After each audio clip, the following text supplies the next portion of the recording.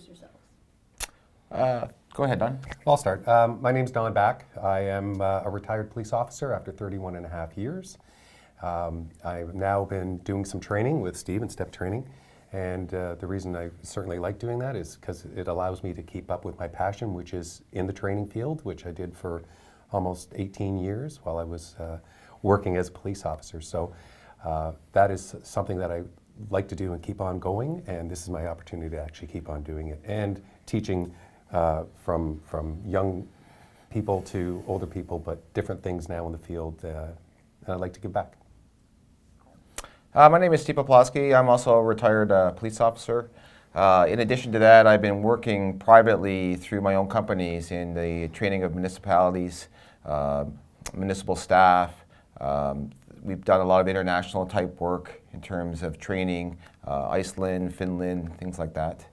Like Don, I'm extremely passionate about training as a field, as a professional field, and how do we improve retention of skills, and how do we give people the information, the education, the skills they need to do their jobs well and perform optimally. Beautiful. Sorry, if you get a tiny bit closer together. Yeah, I know it looks weird. It feels weird, but it's more normal on camera. Okay. Wonderful. Yeah. So how did that feel? Do you guys want to do the introduction again? It went great from over here. It was natural, it was casual, it flowed. Okay, that's good. You tell us. So. Perfect. I was happy with it. Well, and then Steve picked up. I don't have to get into all the stuff we're doing. He did. So I know, and it's like my next question is basically You can kind do of that answer. again if you want, just that part. It might be easier to edit in case we don't use the Good introductions. question. Yeah. If it's sounds too good. long, we might just run your That's name. true, the and- name. Just, okay. Perfect, perfect. All right. Okay, So, yep.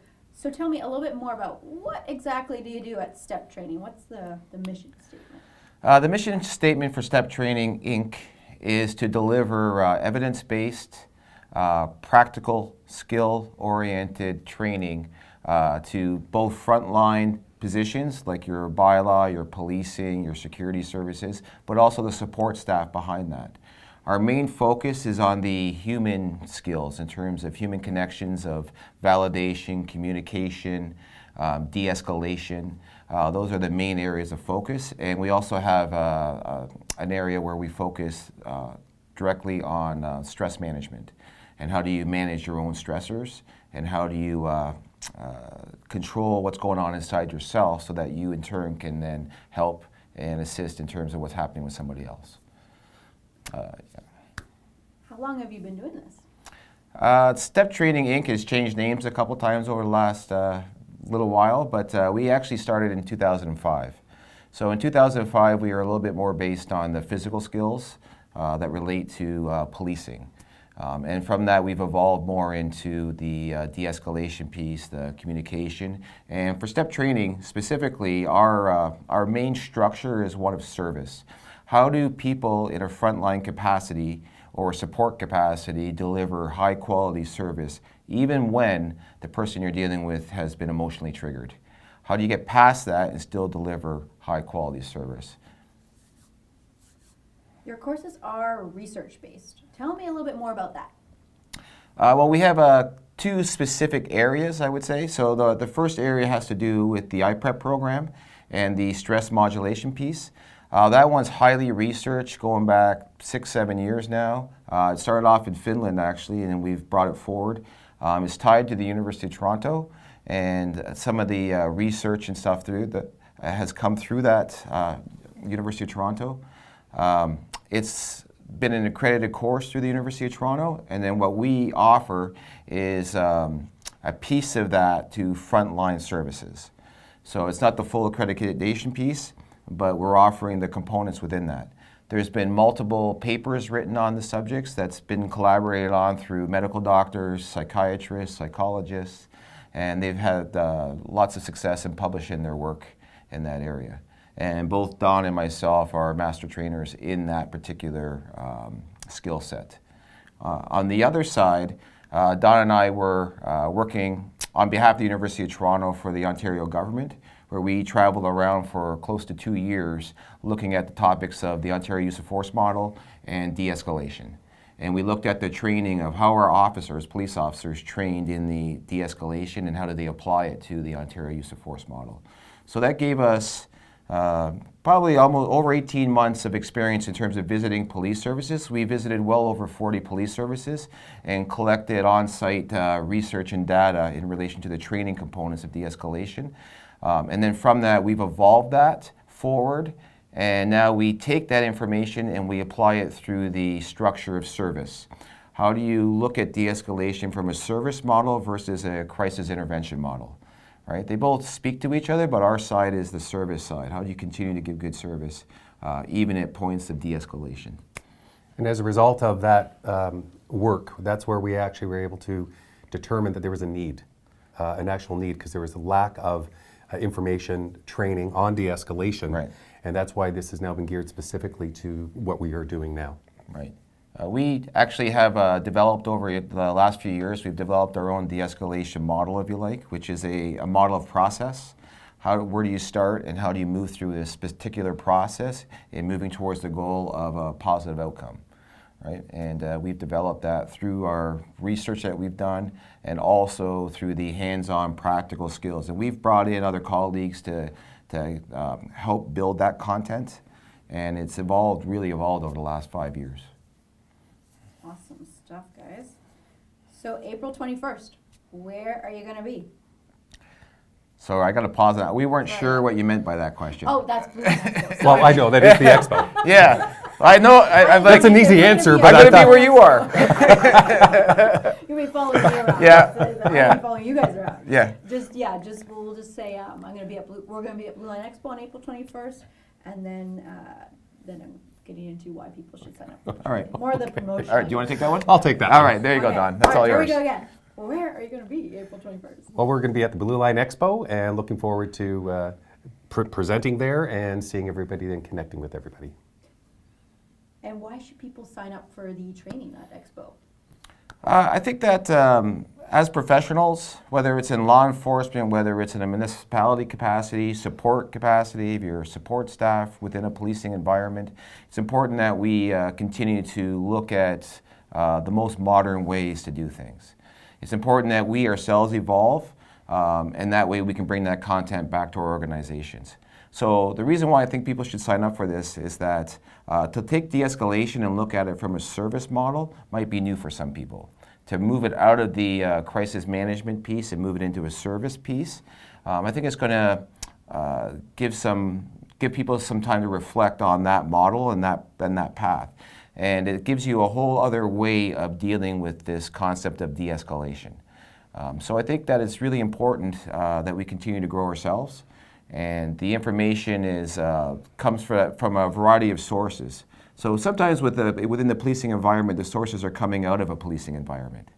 In this case here, we have a university, we have academics, we have US colleagues, we have Canadian colleagues, we have Icelandic colleagues, we have medical doctors, we have psychologists, and all of us have come together to produce this product.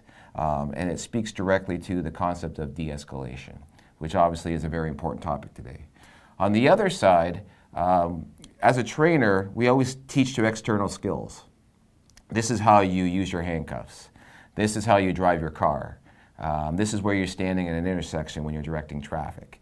So we speak to the external skills, and I think the piece that's been missed so far is the internal skills. How do I manage my own stress? How do I make sure that my physiology is at a good spot before I start interacting and dealing with other people? So I think that's going to be a whole new window for people to look through. And one of our premises is that you need to fix yourself first before you try to fix somebody else. It starts here and ends here, not the other way around. And we're going to take you through those concepts. We're going to give you an overview of how you start to do that. And the nice thing about it is once you get those skills, you can apply them to your home life, you can apply them to your work life, you can apply it to if you're a coach for a sports team and there's a lot of things going on, you can work there. So the skills are adaptable to all of your areas of your life, not just your work. So it has a very expansive process to it. And at the end of that day, those skills can actually be introduced immediately. There's techniques and strategies that are going to be put forward that you can take away and start using right away. Yes. Beautiful. So, people are also going to walk away with a certificate. Tell me more about that. Well, it's not, sorry, I'm going to back that up. So we are going to offer up a certificate for those that complete either the validation de-escalation course or the stress management course that we're offering. And that's just to let people know that they've got the basics in place in that 3-hour window of that content. And we are going to issue certificates on that. I think we already touched on this, but I'm just going to throw it out there. Anything else you want to say about how this training really stands out compared to anything else that people are going to see? In terms of the training standing out, what we pride ourselves on is the practicality of it. So I could give you a long academic version of what de-escalation is. You know, it's like, you look like the criminal code when we read it. We could do that, but that's not actually practical to you. So what we try to do is take the challenge, the problem that we're trying to address, and boil it down to practical skills. We could tell you that our de-escalation program is focused on 3 key interventions.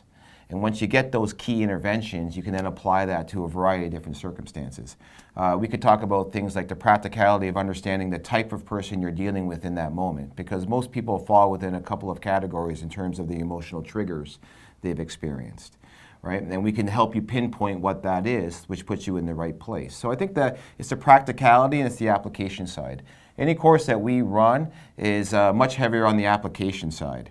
And then we will obviously source where things are coming from, and we can definitely give you the academic piece, but the focus is on when you leave, I want you to be able to walk the walk.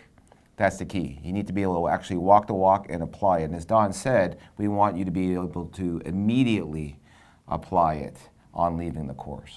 And we pride ourselves on building courses that do that. And once again, this is something that we found is a need. There is a niche out there that this is not being done, and this is both sides of the fence on the courses. So these are going to be unique things that people have not seen before. Mm-hmm. That's it. Beautiful. iPrep. I'm not sure if we want to get into this, but is there anything real general you want to mention in terms of why this is important for Canadian law enforcement, in your opinion? In terms of the iPrep program, what I would say is unique about it is the collaboration between academics, medical doctors, and the police. As I've said before, that often content comes from police-oriented sources, which is fine, but in this particular case, we have that nice mix of the 3 key areas, the academics, the police, and then the actual medical side. And the program has been refined to be practical for frontline officers, but it's based on content and expertise from all 3 fields. All 3 fields come together saying, as a group, we think this is the best approach in terms of managing your own stress and your own physiology. I think that's fantastic, and drawing in these other experts brings a lot to the table outside of the policing environment, and has us go, I never thought about that before. Maybe that's a good idea, right? And we've had wide success. We've delivered this course in Canada, right across the U.S. It's been delivered in Finland. Parts of it were out in Amsterdam. We went down to England for some stuff. It's really been well received. And the thing with the iPrep program is, whether you're in U.S. federal probation, or you're in the RCMP, or you're in a Canadian, like an Ontario Police Service, or if you're in a municipality as an MLEO, in all cases, those skills still apply, because it speaks to the actual physiology of the human body and how it works. So I think that's a real good takeaway for this course. What are you most looking forward to about offering your training at Blue Line Expo 2020?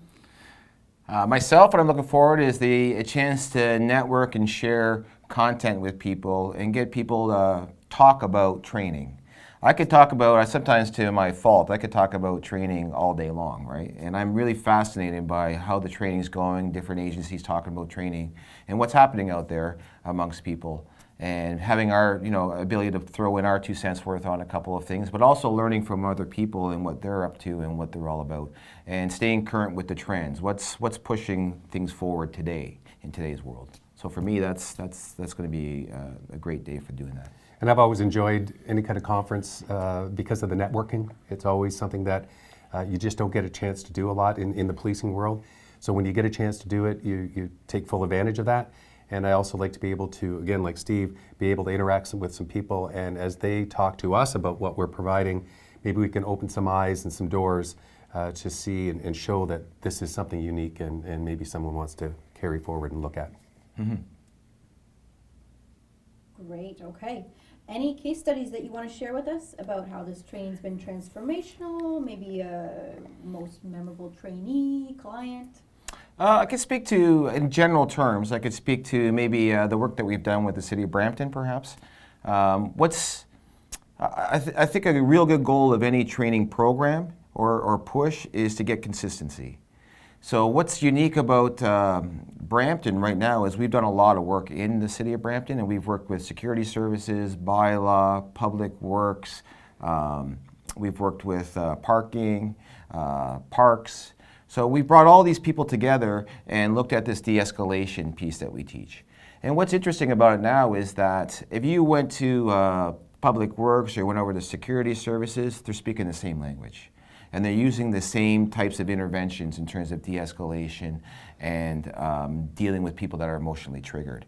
So as a case study, I would say we're starting to bring that organization together as a cohesive group and have them speaking the same language, using the same terminology, and having the same service goal in mind. Because for any city or even company for that matter, service to your clients is usually ranked fairly high up the list. So I think the success of this training that we've been doing is getting everyone speaking towards that same common goal, which ultimately is positive, productive service for the clients. And in this case, the clients are the people that live in the area of Brampton. So I think that's gone really well. Fascinating, I didn't know actually about that, so awesome stuff, thank you. Last question then, we're right down to it. Sorry, I just want to go backwards By a little all bit means, because sure. the other second part of that question. Oh, we have the other, so we could talk but- about the on the IPREP side. We could talk about IPREP. So we've had a number of incidents like this, but this particular one stood out for me. So we're working in the U.S. in this particular IPREP course, and one of the participants really struggled with public performance. The idea of having to do things in front of her peers, to the point that it was almost made her non-functional at the very thought of doing it, and this fear of criticism from peers. So using the techniques within IPREP, because it's a 3-day program, the one that we're offering in the U.S., a 3-day program, we were able to take her from that piece, that starting point, and by the end to actually performing in scenarios with her peers. And we worked with her, and we used the various techniques to bring her to a point where she could actually perform at a level that was far exceeded her previous training. And we even received comments back from her over a period of time afterwards, saying that I've never received training like that before, and it's actually changed my whole thought process on training. She goes, she said, if I was being honest, I would look for every excuse not to attend training before. The call in the day before that I'm sick, things like that. She said, now I actually attend, which is actually new, right? They don't have to force me, I go on my own. And so that had a lasting impact on her following those techniques and processes. And she's not unique, it's just that one stood out, but we've had many, many conversations with people.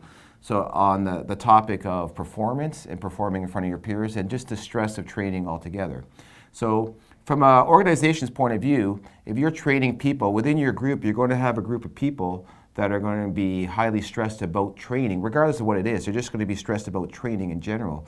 The IPREP program offers tools that can address those people in a positive way and help bring them along through the training so that they can be successful. Because ultimately, we need them to have the skills to do the job. And it's not that they can't do them, it's just the stress of the performance piece is what's hindering them. And the IPREP speaks to that directly. Yeah. Beautiful. Good. So I guess just the last question is a bit of summary. The number one thing you want people to know about STEP training before we go? STEP training, when we work with people, we enter into a partnership with them.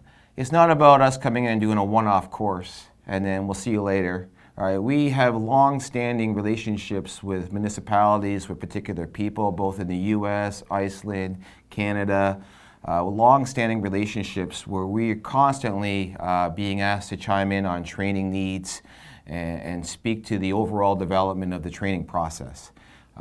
We share information amongst ourselves, and we're always trying to move the product forward. So for us, this really is about providing the best product at this time and place right now, today. Because, if we had this conversation a year from now, the product would likely be different. And that's, to us, that's the important is we're not holding on to something that was valid 5 years ago. We keep moving forward with it. And that's what I think we bring to the table. We also make sure that we personalize everything and to the client's needs. So it's not just something that is off the shelf and say, here it is, and then when we do this for every client. We do not. We make sure that we sit with them and find exactly what it is that they want and what they don't want, and then we collaborate and pull together a proper product that they'll be happy with. Right. Yeah. So there's a lot of consultation before we launch a topic with somebody. So we do have a baseline for our prep program, but that is then tailor-made. So we're not, I use the comment that we're not just buying a suit off the rack. We're going to the tailor and getting a good suit. And that's what we're trying to pitch is these tailor-made products for your organization right now, today. Yes. Beautiful. It's good. I love it. Yeah. Is that okay? That was everything.